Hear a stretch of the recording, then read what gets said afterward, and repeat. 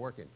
That will last for the next 2 or 3 months, talking about elders and preparation for elders. And I think a fair case can be made that these young men have already started the process of preparing themselves to serve as elders.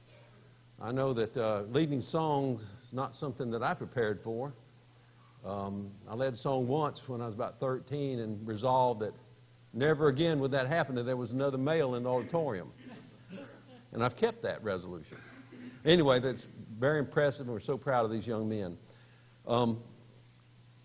The elders wanted to spend the next 2 or 3 months, actually probably through most of May, studying eldership. Studying the eldership and its qualifications, and the eldership and how it functions here at Margaret Street. One thing I want to mention is this is not going to be a lectureship. We invite class participation. If you have questions, raise your hand. Plan to call on you. And this is really a pretty important topic to study right now at Margaret Street. And that is because in about 4 months, 3 of the elders will resign effective July 1. That is myself and Doug Lee and Richard McCool. This is in preparation for the church plant that will happen at the end of the year. Rick and Joe and John Pace, Rick Bird, Joe King, will continue to serve as elders. But we all feel that there is a strong need to identify men who are qualified and able, and if we have such men, to basically install elders this summer. And if we don't have such men that are qualified and willing and able, then let's maybe imbibe or indue a sense of urgency to this need, because when we're down to 3 elders, Margaret Street really will benefit from having more elders. Let me just talk a little bit about some of the reasons why we believe it is so important to have more elders here at Margaret Street. One, because of those experiences. We have different skills. If you could look at each one of us, you'd say, this one's good at that, that one's good at that. If one of us wanted once or twice, one or more has considered withdrawing, and we thought about not having that person in this eldership, and we would be less of an eldership because of that. There's another aspect to it, and that is basically that with more elders, more work can be done. One thing that I've noticed, and I've been serving for 17 years, is that it's very helpful to have teams of 2. It just works well. Let me just kind of walk through my experience in this eldership process. I was selected and installed in the year 2000, and at that time we had Billy Helms, John Temple, Jack Glasgow, and Radford, and myself. That was 5. But Radford was effectively not serving at that time, and he resigned shortly thereafter. And it wasn't long before, we all remember Jack Glasgow, he began to fade physically and mentally. So we really effectively served for several years just with 3. And those that were here remember that Billy and John were a great team. They were a team. So we had Billy and John and then me. Now that doesn't mean that they didn't go on visits and stuff with me, but in a way I was a little bit of an odd man out. But we functioned. But I would say from my past experience, our ability to function was limited because we only had 3 people. And let me just kind of walk through the process since then. We were down to 3. We added 2 elders. That was Joe King and John Pace, up to 5. John Temple passed, down to 4. We added Rick Bird, Richard McCool, up to 6. Billy Helms resigned, down to 5. Then Doug Lee was added. And it is the belief of the eldership that having 6 people has worked well for us. We can go out in teams of 2, not necessarily the same teams, but we say Jack and Richard will go make this visit, Joe and John will go make this visit, or if somebody's out of town or sick, we're still not limited because we have a number of people who can do the work. And as I was preparing for this lesson, it really came to me that there is a third aspect about this that I want to share with you, and that is the mentorship concept. It's been mentioned, and I think this is true, a person can never fully be prepared, at least for the first time, to function as an elder. Yes, you have qualifications, but it's a little different to be on one side of the table versus the other side of the table. I know that when I became an elder, I was very intimidated by the process, and probably for at least a year I just sat silently as much as I could and watched how it worked and watched the example set for me. So if we have elders installed and they have the benefit of, say, sitting at the feet of those who have experience, those who have functioned, they can pass on whatever wisdom and experience and decision-making process that they have in place. I know that over a period of 17 years, we made some good decisions, made some bad decisions. As my grandfather once told me, you never learn from the correct things that you do. You always learn from your mistakes. And that is my observation and experience. So we can benefit from that experience and pass that on to those that might step into our place. And I would say that it's best not to wait and miss out on that opportunity.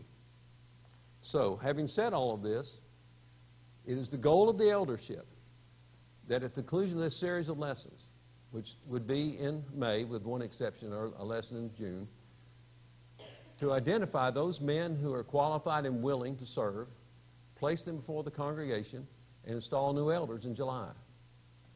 If we don't have men that are qualified and willing to serve at that point in time, then it's the goal of this class to perhaps instill a sense of urgency about the need, and for those men that have a desire, whatever would hold them back, to begin to work on your qualifications so that as soon as possible the eldership is built up here at Margaret Street. So, having said all of that, I've got some other comments. So, does anybody have any comments they want to make or questions? Like I said, this is not a lecture. I probably have to have a little help or we're going to end early. So if you don't have any questions now, be thinking about it. Observations? Bob?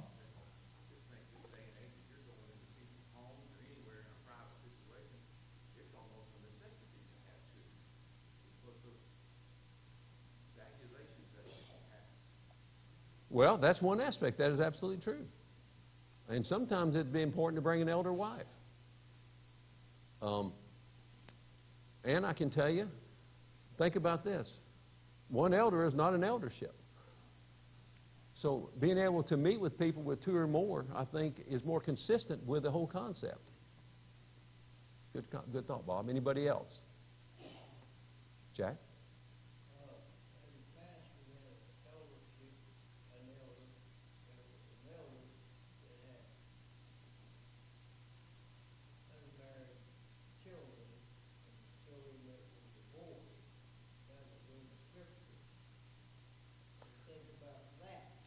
Well, I will tell you, we're going to spend a class on an elder's family.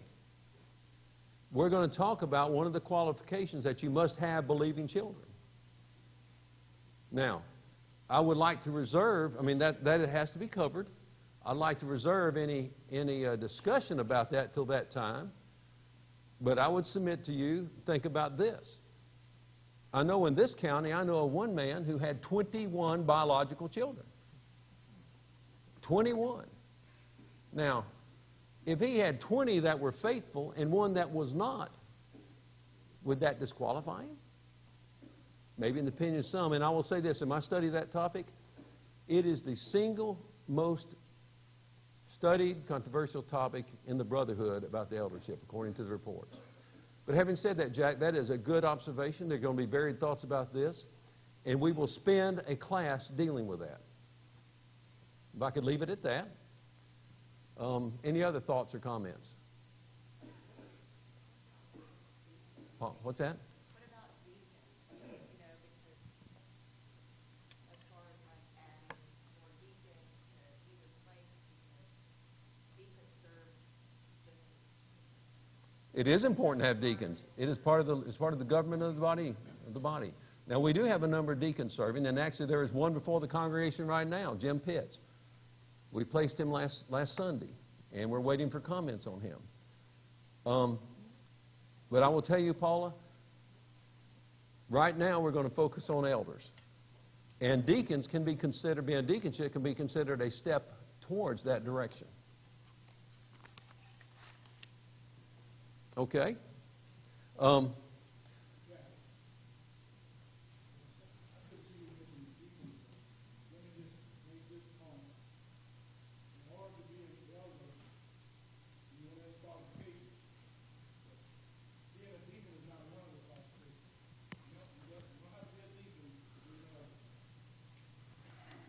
which is true.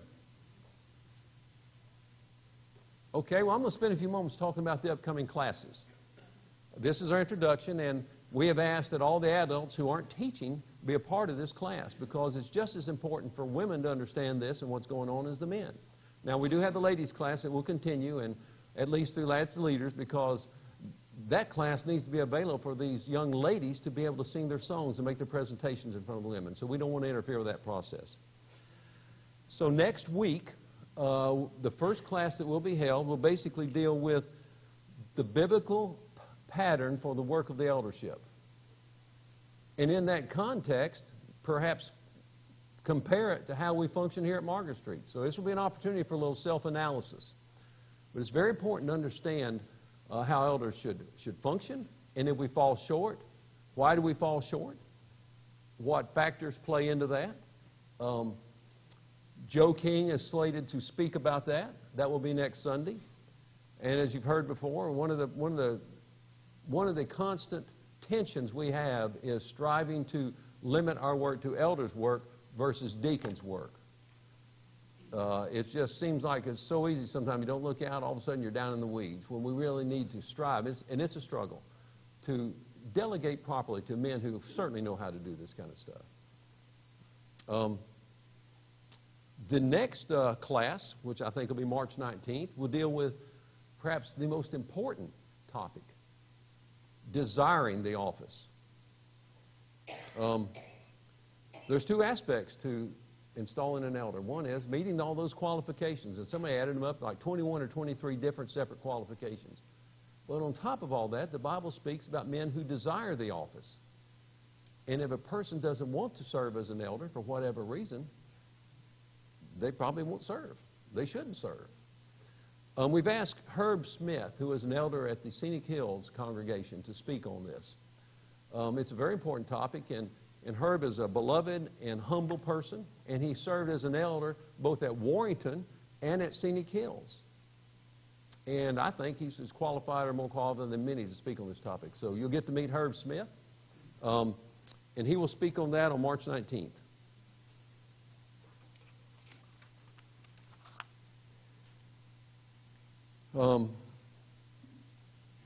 Maybe we just take a moment and just share with you my personal experience about the whole concept of becoming an elder. I was 47 when Billy Helms grabbed my arm in the hall, in the foyer, and said, "Jack, I want to meet with you." Okay, well, I'm in trouble or what? What's the story here? Of course, he immediately said, "No, it's okay, it's okay." So I met with the elders, and they asked me would I consider becoming an elder. And I have to tell you, I don't know if shock's the right word, but surprise. I mean, I was just 47. My kids were still in school. I was busy. And while I contemplated the possibility of being an elder in the future, it was not something I anticipated right then. It took me 2 weeks to decide whether or not I was willing to do it at that moment. So I finally consented, and I can tell you, I thought, well, perhaps I can bring something to the table. There were challenges for me.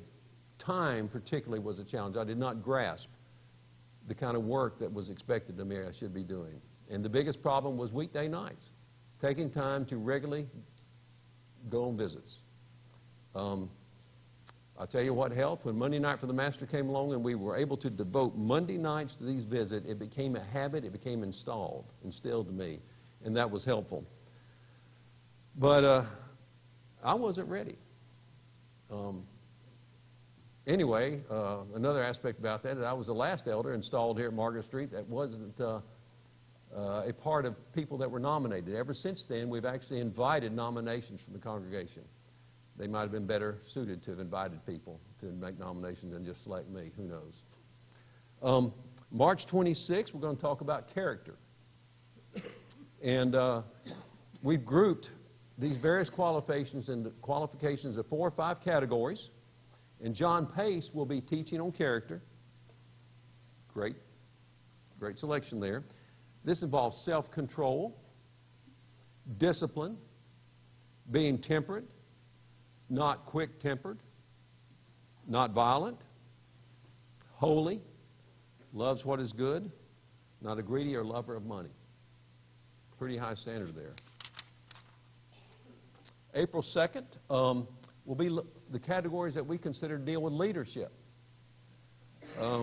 These categories involve not overbearing, not lording over, gentle, not quarrelsome. Now, in terms of elder qualifications, I think many would say that having some level of people skills would be important.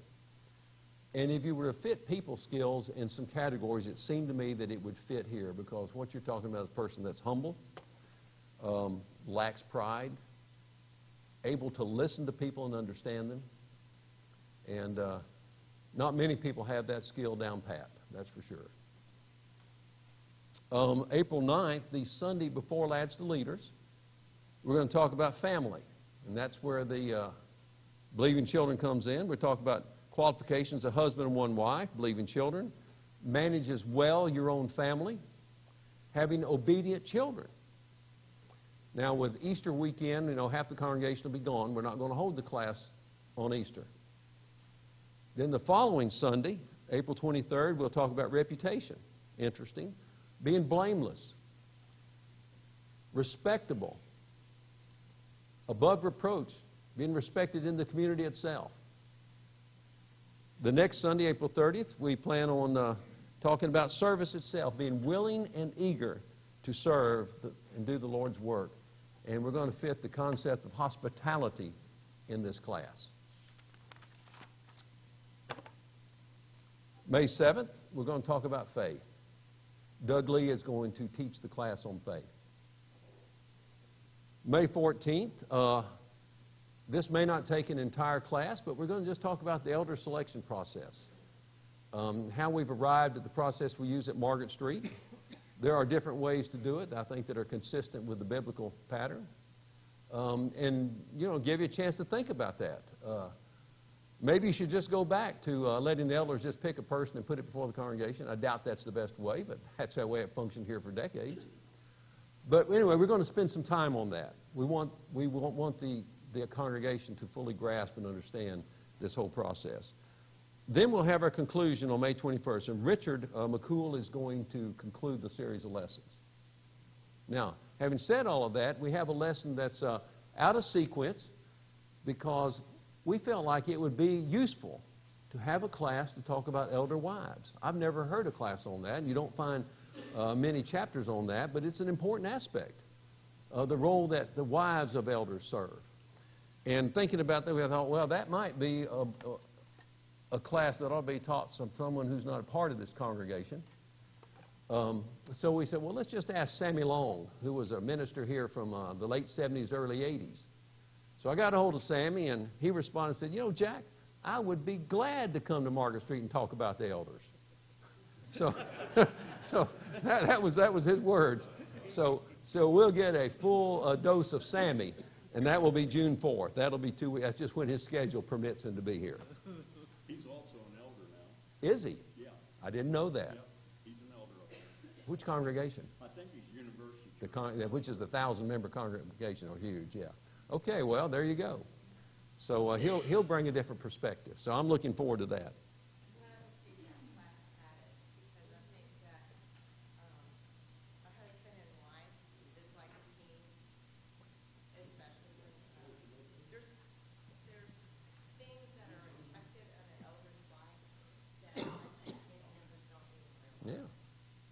I think that is true, absolutely. You can think of several things, like managing your family, hospitality. There are aspects here that wives are going to be engaged in. So, in June, if this, were you going to say something, John? Joe? No, wife can make and break an elder. There you go. That's why we're having a class. Yeah. So,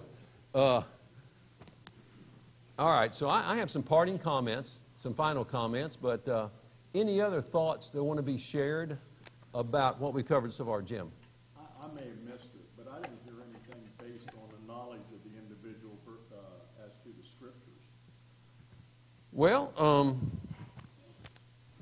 didn't mention that to teach, did I? Good point. It's going to be plugged in here. I'll tell you, you could spend months and months on each category. And basically, I have one book on eldership that groups them, I thought, well, and I left that out. So I'm going to write that down right now, and we'll plug that in. And that may be as important as anything. Have to teach an ability to defend the gospel. There's also different viewpoints on that too. Yep. There are definitely going to be different opinions about these, about the application of some of these matters. And of course, one rule of thumb is let's just fall on the safe side. Any other thoughts or comments? Have we missed something, Richard? Not missed something, but another perspective. Not only just the idea of identifying individuals who might want to serve as an elder in the congregation, but individually, with a few exceptions, these are qualifications of members. The idea of being of a good report and an active teach and hospitality and not given to a lot of the things. Obviously, there's some exceptions. So it's a great way to maybe review our own lives and our own Christian walk while we're looking at these individual service elders. I think it's also important to remember that while none of these qualifications should be ignored, a person should meet all of them. Obviously, men are going to be more skilled in one area, better in one area than the others. And I think it's important to just realize that elders are not perfect people. They're going to make some mistakes. They will fall short. We have to continue to strive to improve our abilities and desire. So maybe we should be careful not to hold them to too high a standard also. We shouldn't forget the qualifications, but I think that's something to remember. What's that? Elders' wives aren't perfect either. Yep, remember that. Larry. But, if there's any doubt about it, I think it should be like the organ that could have been up there on the stage. We go to the stage one. Yeah, that is definitely an approach. Now, I think many, if not most, or all of the Lord's church believe it's more than just being safe, not having musical instruments. It is the Lord's will to sing a cappella. But yes, that's a good demonstration of the safe approach. One other comment about these qualifications is these are not qualifications that should just be picked up while on the job. We should be looking for men that demonstrate these qualities in some fashion in their lives. Joe. I didn't catch who was teaching on the process of appointing elders and how it's done here and how it's done in Portland. One of the questions that I've never been able to answer for myself, so you have the qualifications in 1 Timothy and Titus. In Paul's letter to Titus, it starts out in chapter 1, verse 5. For this reason I left you in Crete, that you should set in order the things that are lacking and appoint elders in every city as I commanded you. So Paul is telling Titus that Titus is left in Crete to appoint elders. And I think the denominational world and their system of what they refer to as the pastor, and that pastoral system where you have basically the preacher that is controlling the congregation and then elders or not elders. I think it'd be good for whoever's teaching that subject to talk about how that pastoral system relates to Paul's letter to Titus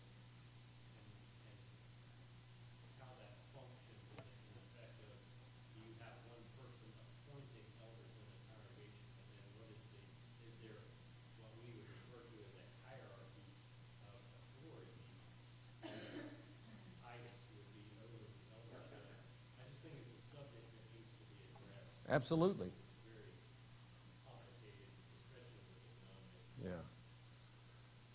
Yeah. And those who have studied church history know that over a progression of time, the eldership at each congregation reached a point where one elder became more important than the others.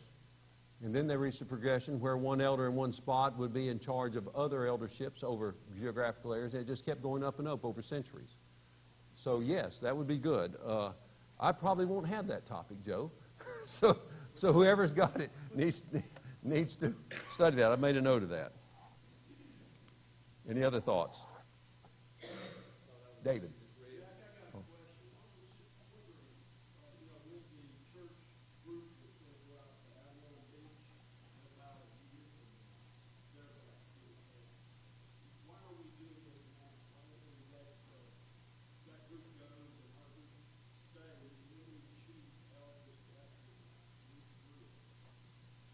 Well,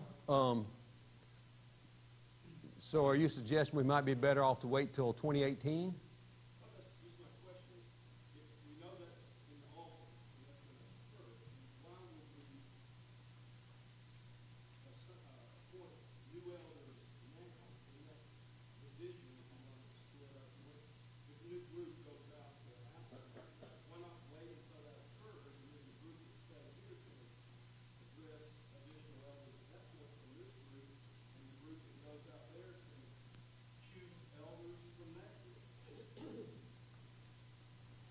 Well, it's not a thought it's not an aspect that I personally thought about when it came up for discussion, David. Here's a couple of thoughts. It's pretty clear that the church plant group will begin to disengage toward the end of the year and to get involved in their own effort. That is why the elders that are going are resigning. However, we are still a part of Margaret Street, and I can tell you, for me and those of us who are serving, that we have a very strong desire to see that the leadership here at Margaret Street continues in the best way possible. So I think we'd feel better if during this year we saw those new leaders. Now, they're obviously going to come from the group that will continue here at Margaret Street. And they will certainly have to pass muster with the group here at Margaret Street. So there are some thoughts, David. I don't give it some thought. Personally see the advantage of delaying, since the selection of elders will come from those that will stay. We have just as much a desire for the success and thriving of Margaret Street as those that will stay. Perhaps we can even bring something to the table during this process.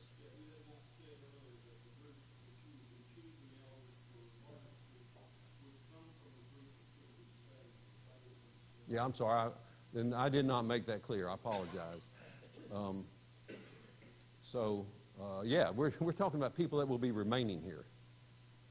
And yes, there will be less of a pool of talent than before, but there will be plenty of good men.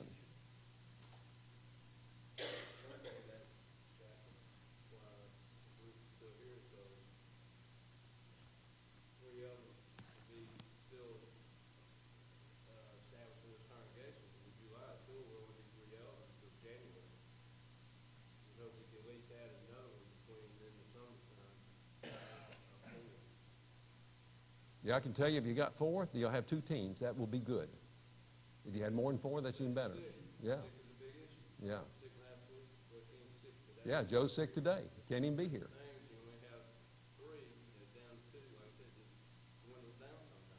Yeah, when you're down to 3, it's a little precarious maybe. Joe?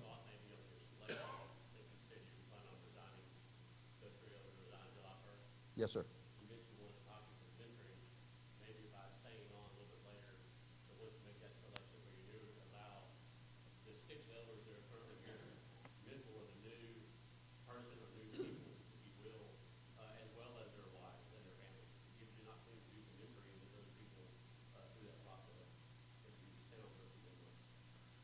Well, that's a valid point, Philip. And I don't know that is just set in stone, July 1 versus October 1 or something. And maybe if there are some men that are selected and willing, maybe that's something, a decision can be made at that time, to the extent there's value in that. Joe?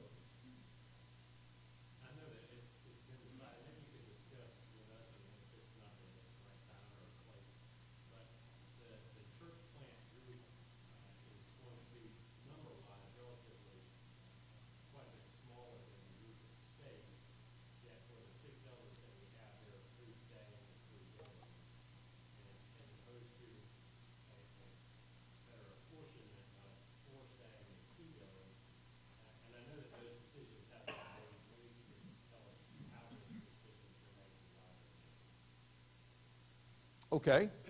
I'll tell you from my perspective, and some of the others may want to add to this. We've had on the plate here at Margaret Street for at least 13 years this whole goal of planting a church. Initially, it was to be at Pace. Events kind of overtook that. Pace got established a different way. And then we began to look around at other places. We investigated some church planting in Missouri, came back and realized from that this is something that we can do, even at our size. So when we made the commitment to go, I think it's fair to say that it boiled down to the three that had decided to go were those that were most willing to go. And I can tell you it was a struggle for me. And it's taken months for me to shift my thinking about this. Because other than Louise English and my parents, maybe Larry, hasn't anybody else been at Margaret Street as long as I have? Maybe Pete. Were you here in 54, Pete? Okay, well, there's some 5 or 6 of us. I was 1.5 when this church got planted. So that is the process. Now, there is a thought that this is not going to be a slam dunk planting a church. It is going to be a challenge. We're going to have to be thinking in terms of long range. We know that there will be discouragements. And to the extent that we can send this group out with, some good leadership is very important. I think there's also a feeling that however many people are left here at Margaret Street will be fine. There's talent here. There'll be a lot of people here. The church will grow and thrive. So, does that answer your question, Joe? The reason for 3, I think, is what I was asking. When you have 2 elders and they don't agree, then you can have a situation. With 3 elders, usually you can work together better than 2. Yeah, I would be. But again, you got to remember, Jack and Richard Doug are not elders. Yeah. They're just members.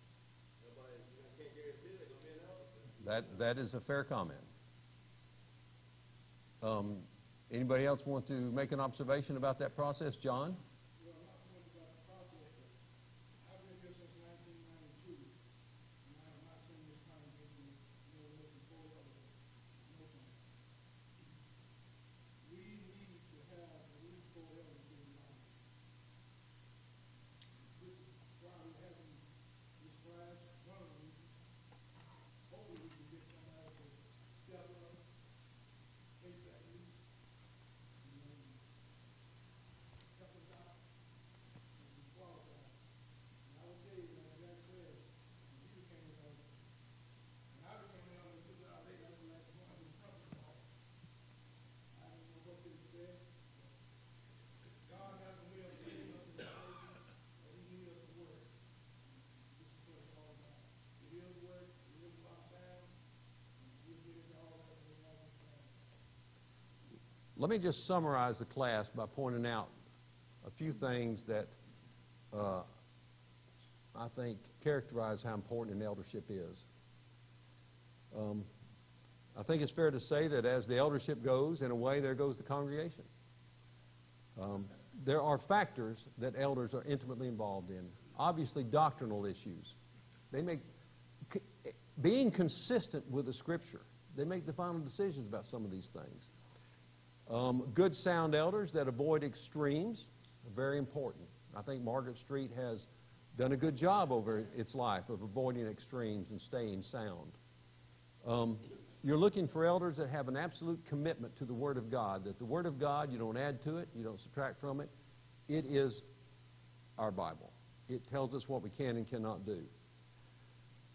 A commitment to the restoration plea is very important. This whole concept of reproducing what we read about in the New Testament and recognizing that this is something that has to be constantly renewed every generation. You can forget about that, but no, renew that. An aspect is basically searching and restoring lost sheep. So important. And maybe that's been one of the greater challenges we've had as an eldership. And then you're talking about dealing with membership conflict. It is emotionally draining for us. It is tiresome. And yet we seem to spend an inordinate amount of time on that. A lot of that probably has to do with remembering how to use Matthew 18, that whole process. But if there's one thing that is not pleasurable in eldership, is having to deal with this. Now, granted, we're dealing with people. As one man says, people are just messy. But that is a challenge. And what has been more challenging in the last 2 or 3 years is the advent of social media. It just seems to fuel the problems. And I was reading a book recently, and this guy who's supposed to be an expert in communication pointed out that in communicating, only 10% of the communication process involves the words themselves. Only 10%. That 30% involves the sound, the inflection, how you say something. And 60% is body language. So tell me, when you write something and send an email or text or whatever, how much of that communication process embodied in that written word? A very small portion. For me personally, I would love to see everybody sign a commitment that they will never post anything on any kind of social media that is not positive and is not an opinion. That would be me. So anyway, so this eldership is very important for a congregation. Jim, you want to say something? Yeah, you mentioned Matthew 18. Did you mean Matthew 19? Is it Matthew 19? Yeah, I think so. If you're talking about marriage and divorce. No. What are you talking about? I'm talking about this whole process. If you have a problem with somebody, you go see them, that doesn't work out. I'm sorry. I believe that's Matthew 18, Yeah. but I'm perfectly capable of getting that wrong. It was kind of out there. Yeah. Yeah. What you're aiming at. Yeah. So those are my comments. We do have a couple of minutes. Any final thoughts from anybody? Yes, Alan. I would like to see the class just focus on our relationship with elders here at Margaret Street, but take the scriptural education from this series of classes so that it can be applied anywhere that anybody may go. Because I kind of think on myself, I've been through many congregations over the years of my career and moving around. And it helps to integrate and have proper order and discipline within a congregation to understand the proper relationships and what goes on there and the challenges that the elders may see. So I would just like to encourage the class to take the spiritual education from this so that they can understand and it can be applied wherever they go. You know, I appreciate that comment, and it might be a little easy for us to slip into just focusing on Margaret Street, and that's right. We need to back up from that. Don't forget about Margaret Street, but let's talk about the Lord's plan, which would be applicable anywhere. Yes. Any other last parting comments, thoughts? And one thing they remember too also is that congregation without elders that have thoughts I've been to the elders, it can be a hard road to hoe. Like Paul said, he wanted elders in his congregation. You know, Men run the congregation. some of the others remember this better. My memory of the process of elders getting appointed at Margaret Street in the 60s, maybe mid to late 60s, was a bit of a struggle to get to that point. So we've had elders ever since, and we want to continue to maintain the best eldership we can have. Okay, thank you for your time, and we'll dismiss at this point.